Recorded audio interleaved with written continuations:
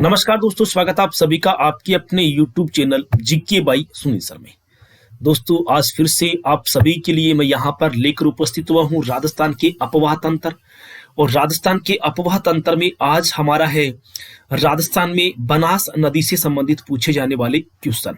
बनास नदी और बनास नदी से संबंधित तमाम जानकारियां, इस नदी का उद्गम कहाँ से होता है और कौन कौन सी इसकी सहायक नदियां हैं और इससे संबंधित कैसे कैसे क्वेश्चन एग्जाम में पूछे जाते हैं, उस टाइप के सभी पॉइंट में यहाँ पर लेकर उपस्थित हुआ हूँ। आप सभी दोस्तों को नमस्ते, आप सभी को राम राम, आप सभी को गुड इवनिंग। दोस्तों, यहाँ पर आप इस मैप में देख रहे हैं राजस्थान का अपवाह तंत्र की लगभग सभी नदियों के बारे में यहाँ पर दिया है।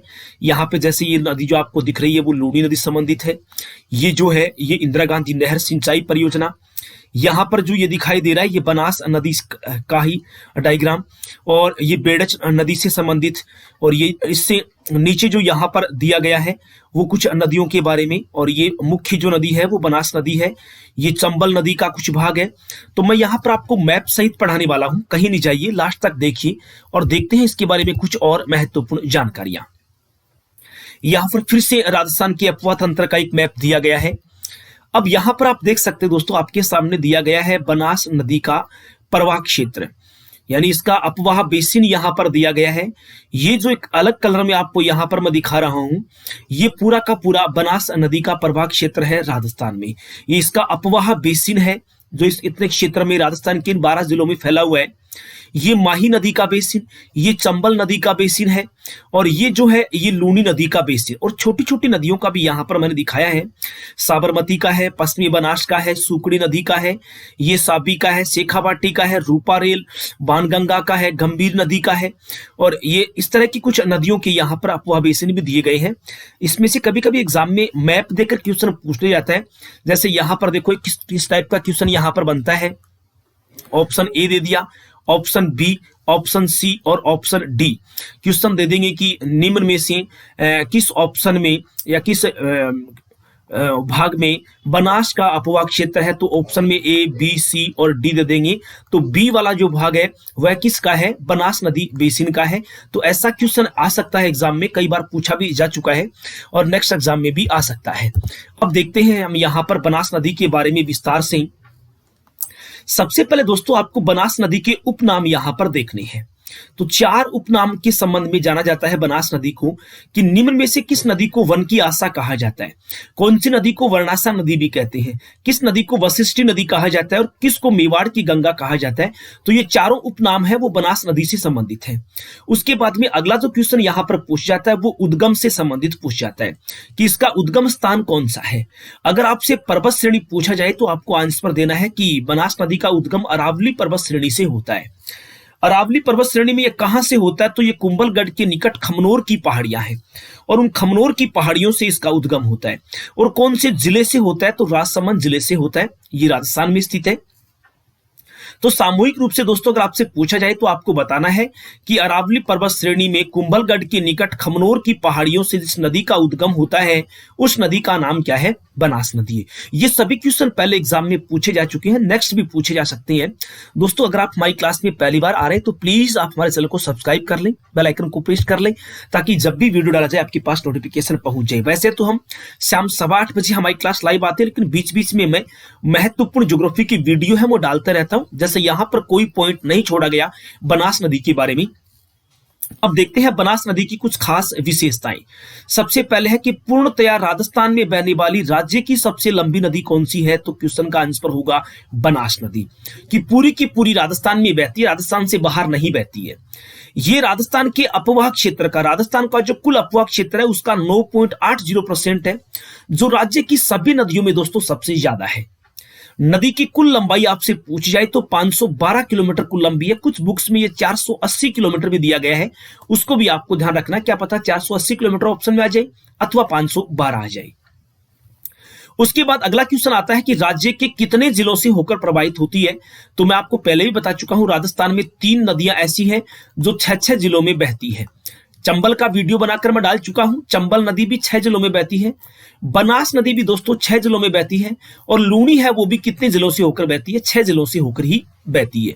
अब कौन कौन से जिलों में बहती है, तो ये नदी राजसमंद से निकलती है, थोड़ी दक्षिण पूर्व में जाती है तो चित्तौड़गढ़, उसके बाद ये उत्तर की तरफ मुड़ती है तो भीलवाड़ा, अजमेर, टोंक में ये नदी सबसे ज्यादा सर्पाकार रूप से बहती है। सबसे ज्यादा मोड़ कहां बनाती है, टोंक जिले में। उसके बाद सवाई माधोपुर में जब ये जाती है तो उसकी मुख्य नदी चंबल होती है, उस चंबल नदी में मिल जाती है और वहां पर एक त्रिवेणी संगम भी बनता है।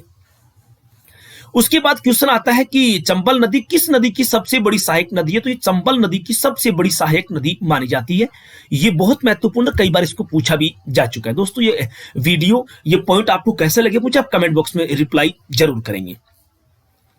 इस नदी पर राज्य की सभी नदियों से अधिक त्रिवेणी संगम स्थित है। सबसे ज्यादा त्रिवेणी संगम अगर बने हैं तो वो बनास नदी पर ही बनी हुई है।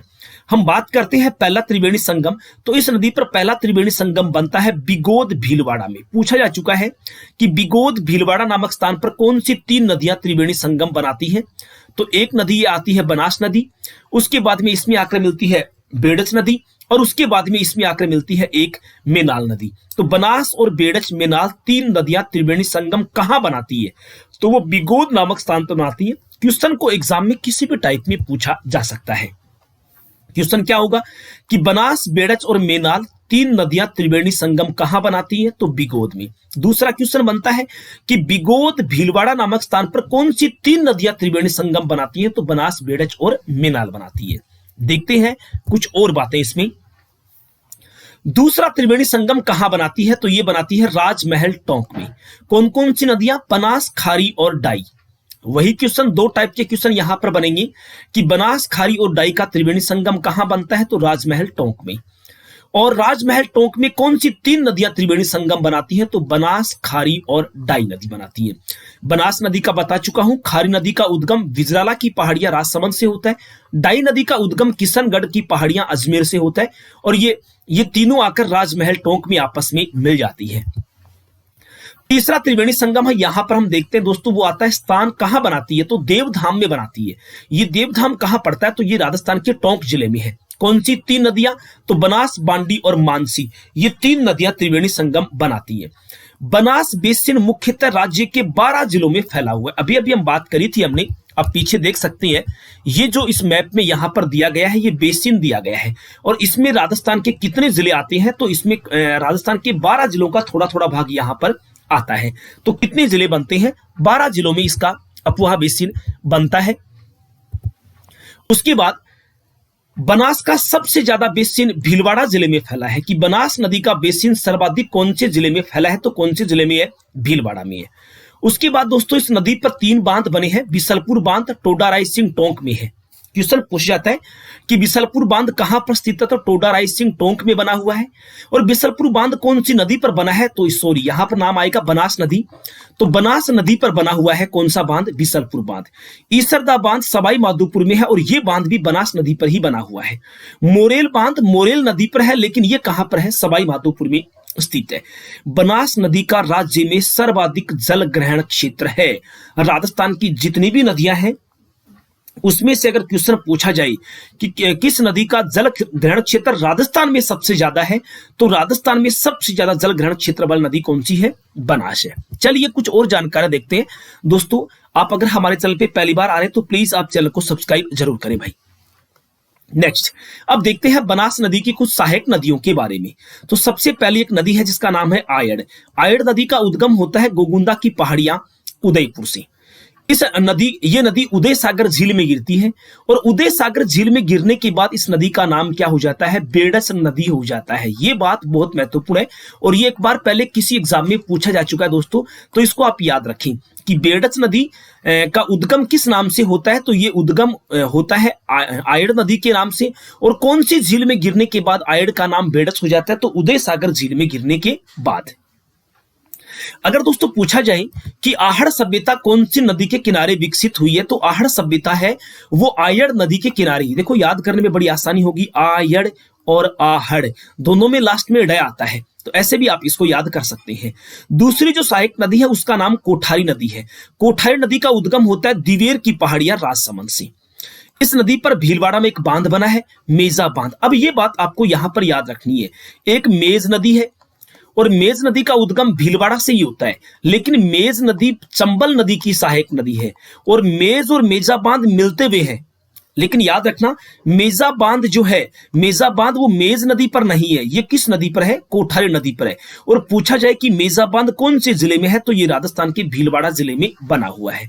फिर देखते हैं कि ये नदी बनास नदी में नंदराई भीलवाड़ा में आकर मिलती है। अगर पूछा जाए कि कोठारी नदी बनास नदी में कहां आकर मिलती है, तो नंदराई नामक एक स्थान है जो भीलवाड़ा में पड़ता है, वहां आकर ये मिल जाती है। कुछ और सहायक नदियां हैं, जैसे अन्य सहायक नदियों में है खारी नदी, बात कर चुके हैं। विजराला की पहाड़ियां राजसमंद से निकलती है और ये राजमहल टोंक में आने के बाद बनास में मिल जाती है। गंभीर नदी जो है वो जावद एमपी से निकलती है। जावद एक स्थान है जो मध्य प्रदेश में है। जावद एमपी से निकलने के बाद चित्तौड़गढ़ में प्रवेश करती है। चित्तौड़गढ़ में आपने सुना होगा दोस्तों नाम, चित्तौड़गढ़ में एक निम्बाहेड़ा सीमेंट का कारखाना है और वो उस निम्बाहेड़ा सीमेंट के कारखाने के नजदीक से, और उसी सीमेंट के कारखाने को गंभीर नदी का ही पानी मिलता है। इस बात को आपको याद ही रखना है। मेनाल नदी का उद्गम चित्तौड़ से होता है। इस पर एक झरना भी बना हुआ है जिसका नाम मेनाल झरना है। मेनाल जलप्रपात भी है और वो राजस्थान के भीलवाड़ा जिले में स्थित है, भीलवाड़ा जिले में बनाती है। ठीक है, डाई और बांडी दोनों नदियां हैं और ये बनास में मिलकर एक त्रिवेणी संगम बनाती है। और मानसी नदी है, ये भी त्रिवेणी संगम बनाती है, बांडी और मानसी। डाई, खारी और बनास अलग से त्रिवेणी संगम बनाती है। और मोरेल जो नदी है वो भी इसकी की सहायक नदी है। मोरेल नदी का उद्गम जो है वो जयपुर की चैनपुरा की पहाड़ियों से होता है और ये ढूंढ नदी से मिलती है। मिलने के बाद इस पर मोरेल बांध बना हुआ है और मोरेल नदी सवाई माधोपुर में आने के बाद किससे मिल जाती है? बनास नदी से मिल जाती है। तो दोस्तों आज की ये जानकारियां बनास नदी के बारे में आपको कैसे लगी, मुझे आप कमेंट बॉक्स में रिप्लाई जरूर करेंगे, जरूर बताएंगे। अगर आपने हमारे चैनल को सब्सक्राइब नहीं किया तो प्लीज आप सब्सक्राइब कर लें और हमारे डिस्क्रिप्शन में प्लेलिस्ट का लिंक दिया, आप वहां से और भी वीडियो और भी क्लास आप पढ़ सकते हैं। आज के सिर्फ इतना ही। आप सभी का बहुत बहुत धन्यवाद। Thank you. जय हिंद, जय भारत, वंदे मातरम।